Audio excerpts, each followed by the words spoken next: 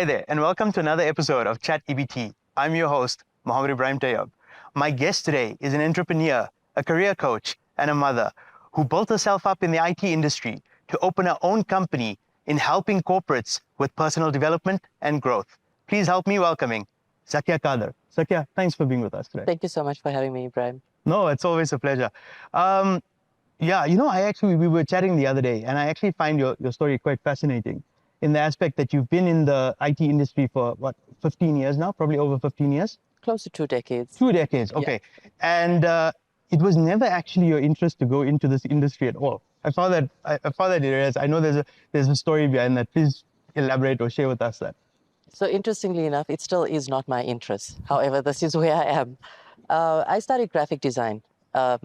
I knew that I had a flair for creativity. I was never someone that was a theory type of person. Mm-hmm. Always wanted to do things that were hands-on.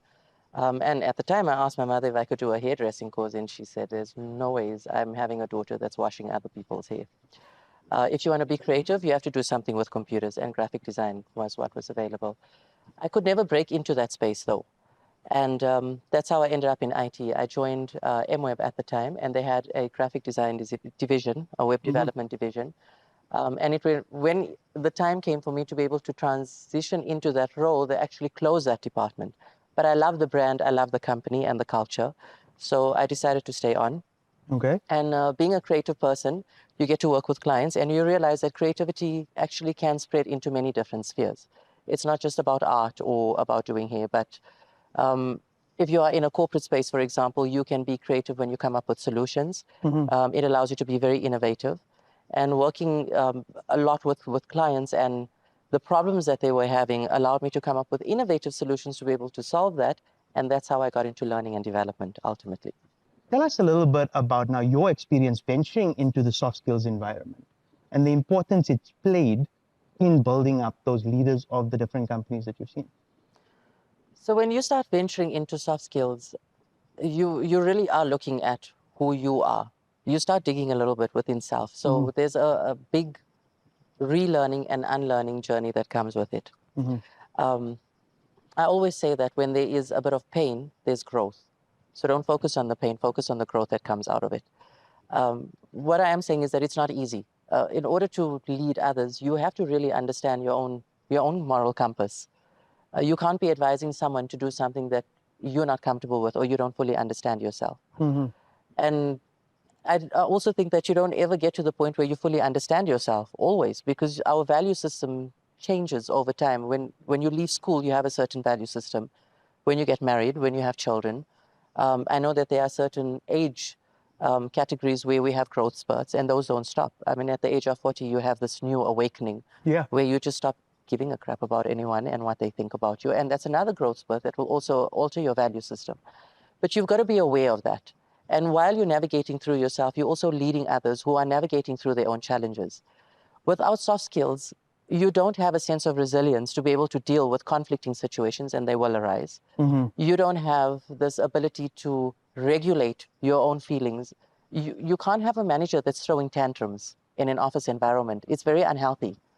Because while you think you're justified for being angry that your team didn't meet targets, you're bleeding on everyone else around you, and they've got to pick up the pieces. That's not a leader. Yeah.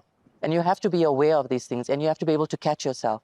I'm not saying that we're perfect. No one is. We all have our down moments, and we are allowed to be vulnerable. And I think some of the best leaders are the ones that are able to, are not shy to expose their blind spots to their team. And that's exactly what a team is about. You're there to pick each other up. But you've also got to be aware of where that line stops as a leader, because your team are looking at you to move them forward, to move the business forward, to move the vision forward. And if they can't trust you to be able to do that because you're throwing tantrums or you've got anger issues, how are they going to perform to their best to support that vision? Yeah, no, I completely agree. You know, you see this post very often on, Instagram and on different social medias, TikTok, so on and so forth, of, I don't know if you've seen it, it's boss versus leader, right? I always found that so interesting because when I'm reading it, and I've worked with, one of the great things about working in audits is you actually work with a lot of different partners. So you get to see a lot of different styles. And there's so many times I can go like, yeah, that guy's a boss. Yeah, that guy's a leader. If you were to sort of define that, what do you see as one of the most important things that differentiates a boss and a leader? So, Ibrahim, this is such a layered topic to talk about. Bosses were necessary in the time when they existed. And here we're talking about how the different revolutions have come through from the Industrial Revolution, right? Mm-hmm. So there was, and again, we're also looking at different generations that were, Yeah. right? So if we go back to the past, and we're talking 2-3 generations ago, they worked for survival, right? Lifestyle and luxury were not things that were available. So being able to grow your own or putting up with the manager's crap because you really needed that meal on the table, they accepted it. And bosses existed at that time for a reason. I will never understand it. I was never part of that day, but it existed. Mm-hmm. And I do believe that all of those roles were necessary to bringing us to where we are now. If we look at the generation that we have right now, we are a lot more into luxury and lifestyle. So we are not going to be able to tolerate a boss mentality. But that is because of where we are. How did we get here? Our parents worked really hard. Maybe they didn't work for the meal on the table. They were able to pay off bonds. We inherited property. So we're a little bit more fussy about what we're going to put up with because our security layers are actually quite, we sorted. Mm-hmm. We're not worried about that meal on the table. We've got a bond, we've got property, we've got investments, everything that our parents have set up for us. Yeah. You cannot approach us as a boss anymore. You are not commanding us to do things. You are now getting our buy-in. You're almost negotiating with us to do things because we have a choice and we know that we can walk away when we want to. It's interesting. As you were saying that, I actually had interestingly enough, right? I think this is something that I've actually struggled with. And why I'll say that is when I was coming up in my career, I worked in a very different environment, as we mentioned, generational, to what's happening right now. Now I'm in a position of management, right? But I often do find it very difficult and frustrating because it is very different from what I had to do. So as an example, we were in a very deadline crunch situation. And one of my employees that was working under me, it's 2 weeks before deadline. This is like Super Bowl fast, right? Said, I'm sorry, they're really sick. They can't come into work. And I went, okay. Well, firstly, of course, if you're sick, you're sick. Nothing you can do about it. I then go back to the times that I was doing those.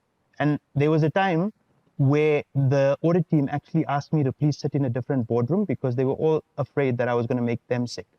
But in my head, it was always like, the deadline is here. Even if I have to drag myself to work, I'm going to do it. Now, that person necessarily didn't do anything wrong by calling in sick. Because again, if you're sick, you're sick. But obviously, it's this different mindsets and different generations. Yep. So how would it be, what would you tell somebody like me in that scenario so that I can learn how to sort of accommodate this change in the guard, let's say? Ibrahim, when I came across a very famous poet, and this was when I was very early in my motherhood. Mm-hmm. That's Khalil Gibran. And he talks about how our children are born through us into the world and not to us. So we don't own our kids. Mm-hmm. We are responsible for what happens to them, but we're not responsible for the people that they become because life is going to shape and mold them. What Khalil Gibran talks about as well is that if you really want to understand the world, you have to look at it through the eyes of your children because this is their world. They will never understand our world because they never existed in it. So we have these patterns of trying to tell our kids, back in the day, we wouldn't do that. For example, you and the subordinate, you would tell him, if you were sick, you could come in and sit in another boardroom. I did that, and that's a commitment that I showed He doesn't come from your day. He never existed in that time. He doesn't know the mentality of dealing with a boss that commands, or I have to work 18 hours, rather than 8 hours to be promoted. He will never understand that generation. But you exist in his day now, here today. So it's your job and your responsibility to look at it through his lens. If you want to understand the world that we're in now, and if you want to understand the future, look at it through the eyes of the youth and through your children. Don't expect them to understand the past. They were never there. So going back to the whole soft skills and bosses versus leader discussion, right? What are some of the examples of skills that great leaders have that people that want to aspire to that need to work towards? The common pattern I see is that really great leaders have had really tough journeys. And that's a common pattern. Watching your show, mm-hmm. the episodes that you've released and all the entrepreneurs, the startups, the CEOs that you've had, there's a commonality that there was a very deep struggle. Your previous guest spoke about, she's experienced divorce. The other one experienced being in a corporate, feeling very frustrated in the corporate, knowing that they wanted more. You had the restaurant owner as well that spoke about his struggles between his degree. There's a struggle. And, sometimes we're so focused on our struggle and we keep repeating it over and over, but the struggle was necessary. Otherwise, the hero wouldn't have been born. So flipping that question around, right? What are some of the things that you see, or rather some of the common pitfalls that you see in people that is stopping them from getting to that next level? Not wanting to take responsibility. Yeah. Ownership and accountability is so important. When something happens, it's our natural instinct to try and look for someone or something to blame because we don't want to take accountability. I understand and I get it. We don't want to walk through life thinking, oh, I suck at this and I'm not good at that and oh, I messed up here. It's not healthy behavior. But at the same time, when an event happens, you have to stop and ask yourself, where was I in all of this? How did I allow this to happen? So, for example, I come across many people that say, I feel like such a doormat. People take advantage of me. Or a recent conversation that I had with someone in the corporate space, and they said, she just pushes my buttons. And the first answer I have to that is, if the button didn't exist, she wouldn't need to push it. So why does the button exist in the first place? That's on you. Yeah, I like that. I think, and I think it comes from that environment where we very rarely want to look inwards. It's more, okay, something is wrong. What did the other person do? It's not ever, something is wrong. What did I say or what did I do? Or you make me feel. You can't make me feel anything. Feelings and emotions are chosen. So I can choose if I want to be offended, if I want to be disappointed, or maybe I just want to be fascinated with your idiotic behavior right now. I don't have to be angry at you for being silly. I can just be fascinated. And that I had to learn also through motherhood. We have this inclination that we want our kids to be perfect and we don't want them to make the mistakes that we made. And you want to groom them and mold them into these characters that you think will be aspiring, successful leaders, whatever the case is. And then you get angry when they make a mistake, and that is so wrong. How about taking a step back and looking at this little child doing all these clownish things and go, you are so fascinating right now. What character building are you showing? We can bring that into the corporate space as well. Someone makes a mistake, like you could say something really inappropriate in a boardroom meeting. Instead of feeling offended or getting disappointed with your subordinate, you could laugh it off and say, how fascinating that you actually felt the need to say that right now. Building up or going into my career, how do I build up that skill to be able to identify that? So there are a lot of, I'm really into podcasts. I enjoy listening to podcasts. So there are, speakers like Simon Sinek that I really enjoy, Mel Robbins. We've got our local Robin Banks. We've got John Keogh. And I like that they come from different angles of personal mastery mindset. I'm a little bit of a fast track person. So we do the insights discovery assessments, right? So it's a personality profile largely aimed at the corporate space, but I recommend it for everyone. Whether you are in a job or not, I think you should have this personality assessment. And there's a lot of free assessments out there that you can do as well. But you also need to be careful because these assessments, if you don't know how to work through them carefully, you can start putting yourself in a box. For example, if I tell you from your personality profile that we did, you are an inspiring helper, that is your natural energy that you lead with. But don't put yourself in a box that you require to be inspiring all the time or you require to be helping. So it's good to sit with someone that's a professional that understands how to read these profiles and help you unpack it and apply it to different areas of your life. I'm so glad you brought up the Insights Discovery Program. So actually, for our viewers here, one of the things that I thought would be interesting when Zakiya and I were chatting, and she mentioned to me this program is, as she mentioned, I actually did an assessment myself, right? To be able to, for us to discuss on the podcast today. So obviously, you mentioned, my results were in one particular way. Yep. I'm sure you've done it yourself. Yes. Right? So tell us a little bit about a small little summary on mine. Yep. Tell us a small little summary on yours. And then if we had to work together, what would be some of the things that we would have to either work very well together or we would need to watch out for? Okay, so it's based on Jungian study, right? Professor Carl Jung. And to take away all the jargon, it works with 4 basic colors. So you've got red, green, blue, and yellow. And we are all a chameleon of these colors. We can change our colors and shift it as we need to based on the situation and who we're interacting with at that moment. So just to explain a little bit about how insights discovery works, it uses 4 colors, 4 primary colors to differentiate between different types of personalities. So we have red, blue, green, and yellow. When we did your assessment, your natural energy leads a lot with sunshine yellow, which is you can build relationships easy, you're very conversational. If you're in a comfortable environment, you can really spread out and be the life of a party. And then your earth green talks about your supportive nature, helping, caring, making sure that there's harmony around you all the time. So you're not someone that enjoys conflict in any way. I'm laughing because my wife and I were actually having an argument about that this morning. Because yes, I shy away from conflict at any opportunity. That's spot on. Yes. So on the wheel itself, you sit in the category of inspiring helper. So you are always out to inspire others. You want to motivate change. Like you said, in the corporate space, when you could come up with a little bit of innovation, it really wasn't received too well, and that did not sit well with you because your personality type is that you want to always see things improving around you, and you'll do everything to promote that in a harmonious way. Yep.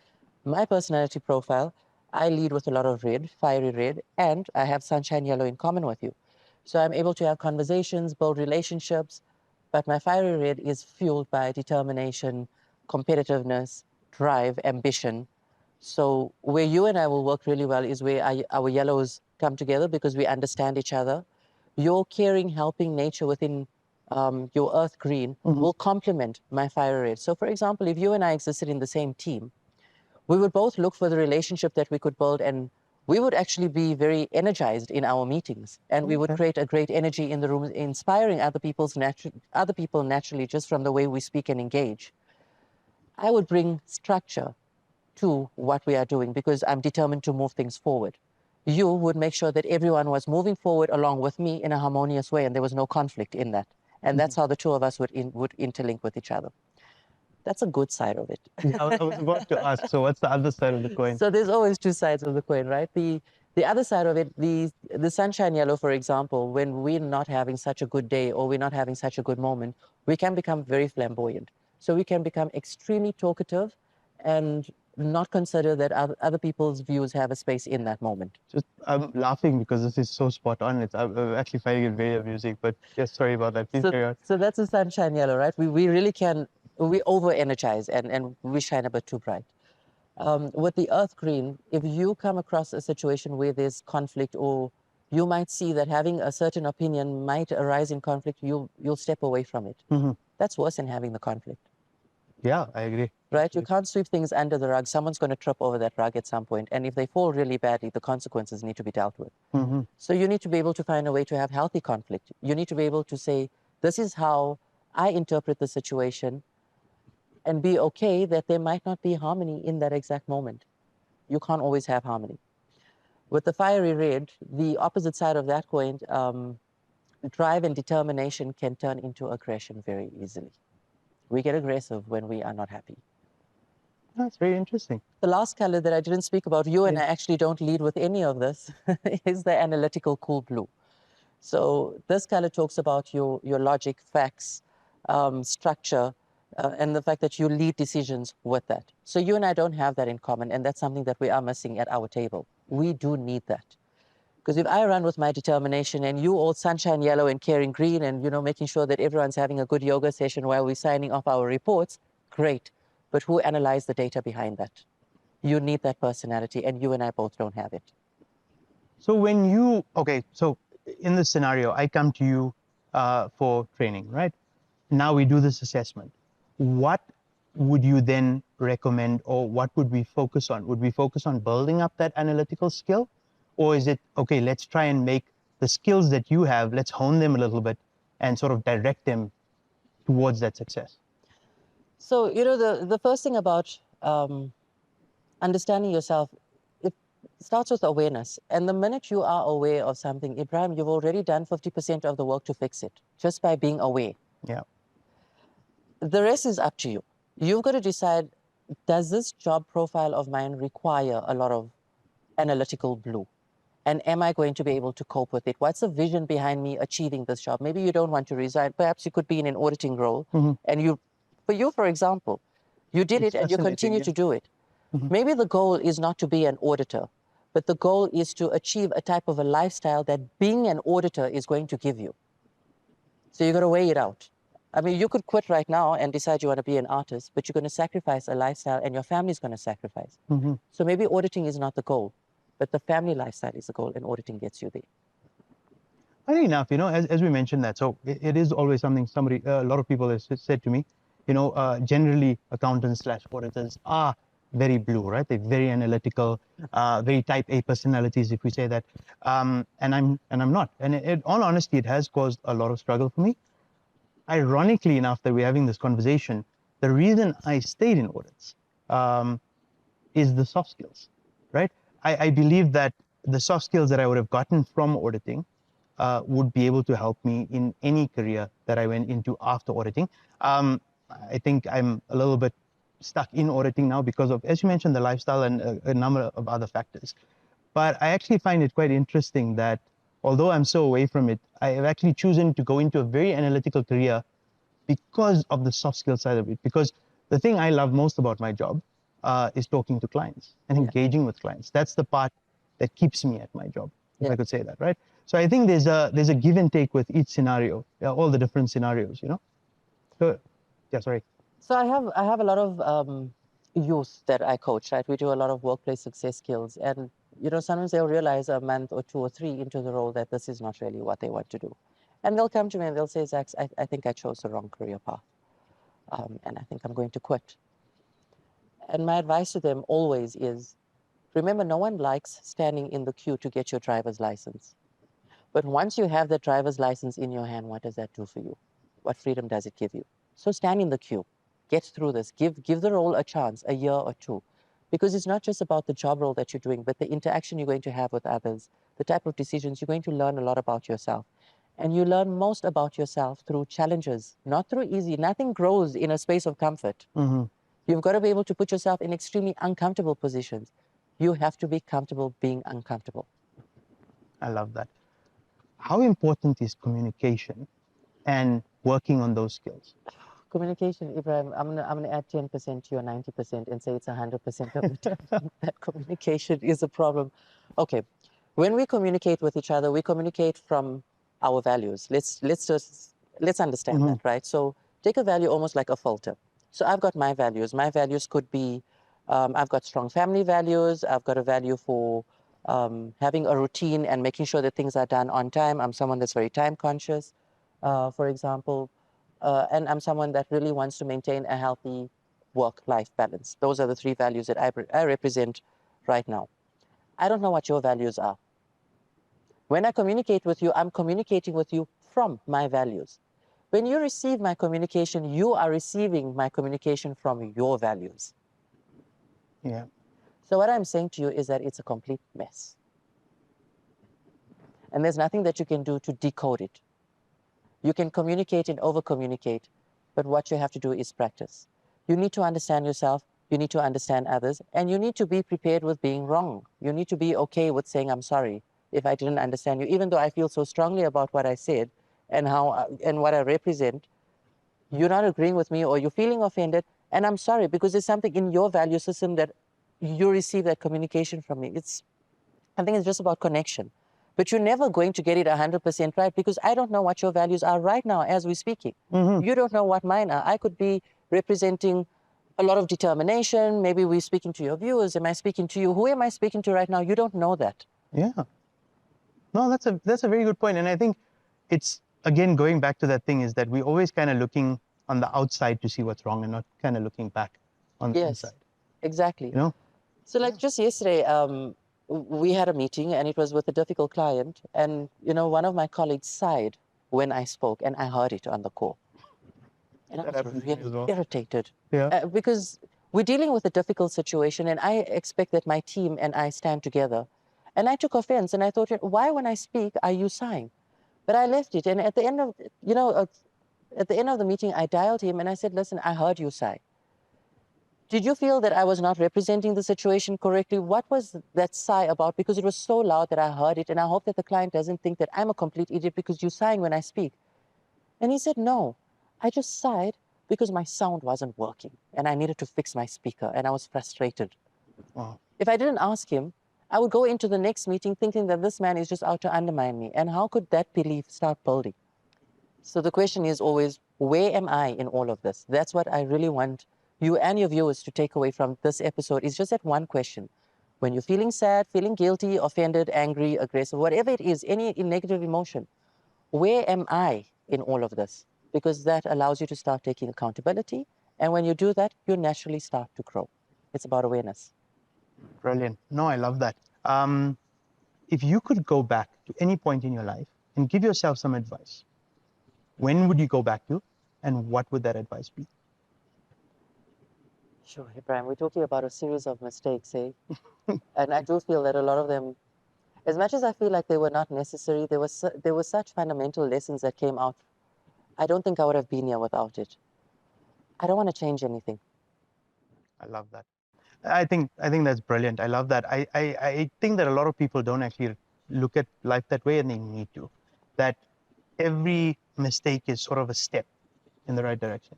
Yes. And even if it was not your mistake, maybe someone else did something to you. I experienced a lot of bullying in school. Mm-hmm. But good for them that they did that. Otherwise, I wouldn't be so interested in this topic, and I wouldn't be able to help other people Exactly. move through it, right? Zakiya, I can't tell you how much I've enjoyed this conversation. It's been so much fun.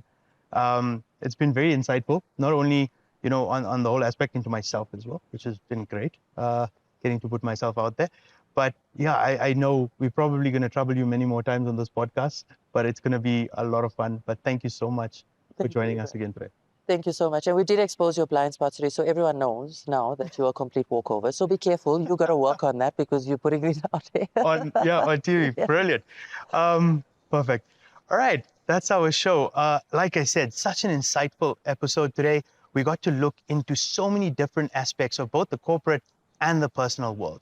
But once again, failure comes up in so many of our episodes, and we just see the importance of this and how it shapes our future and our success. My name is Mohamed Ebrahim Tayob. Thank you for watching Chat EbT. Until next time.